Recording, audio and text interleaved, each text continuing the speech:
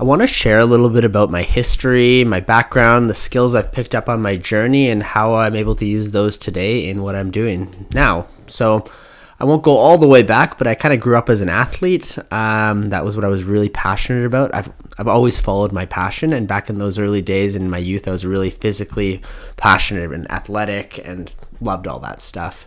It was only in university when I got really connected to my intellectual side and just learned to love education and study. And I loved my experience, and that's when I studied finance at the University of Northern British Columbia.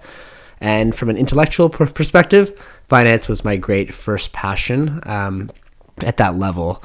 And that was also around the time when I got into entrepreneurship. I started my first business while I was in university, and I do it throughout the summers and paid my bills and paid for my education that way. And I also bought my first property right out of graduating from university.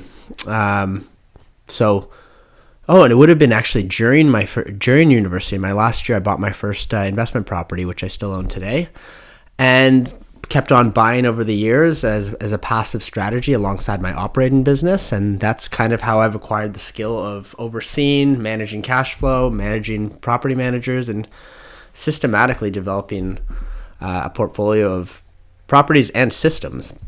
So I guess the next big pillar for me was I was running my operating business. I became a real estate agent for a couple of years when I tried to change careers from the home service space.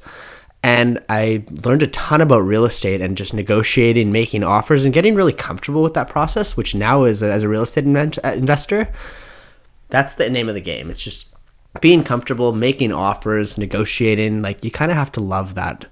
To be a good real estate investor, that's kind of the thing you have to fall in love with, because that's the core activity. It can't be a chore, and it doesn't have to be. It's a lot of fun, and I like making deals. I like looking for deals. But when I was a real estate agent, I learned how to make that a part of the flow. But I did discover that I didn't really like selling real estate. I didn't want to sell real estate as much as I wanted to buy real estate. So I ended up leaving the real estate and going back to the home service space as my operating career. And that's when I learned about franchising and systemization. So I started a franchise from scratch, and we built the operations manual. We put that whole thing together, and I learned all about the details of standard operating procedures and how to build systems that people can use so that you can scale and add people to the business.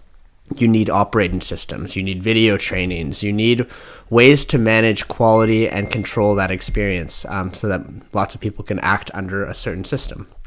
And that has been applied now in my real estate life, having systems for every aspect of deal making, right? Whether it's like all the way from property searching to how to negotiate offers, how to close them, how to do all the bookkeeping, how to do all the property management forms, how to find tenants, how to do interviews, how to screen people. Like, these are all systems that have been super valuable that I was able to develop after having built a franchise system in the home service space, which was called Shackshine. So if you're actually watching this video, you're probably on the career page, my professional career page, and I'm kind of walking you through what my whole story and journey has been about. But it was started with finance. It started by buying one property at a time over the years and just letting them perform over the years. Getting into real estate as a real estate realtor at first, and then starting a franchise to learn these systems. And today I still own a franchise system. Well, it's not a franchise, but I own a home service company called Colorcraft. It's my operating company. And then I have my second business now, which is buying investments and continuing to buy these passive investments, which aren't as passive as you think, but it takes some skill and expertise, but it's not quite as full on as a painting company operating is.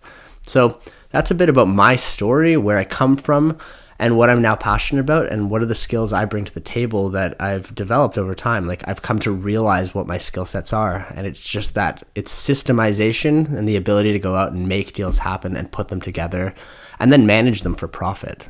All of that I've come to realize these are just my skills. So that's a little bit about me and my story and where I'm going, which is to continue down the path and keep on growing a portfolio of real estate, because let's face it, it's awesome. So that's me.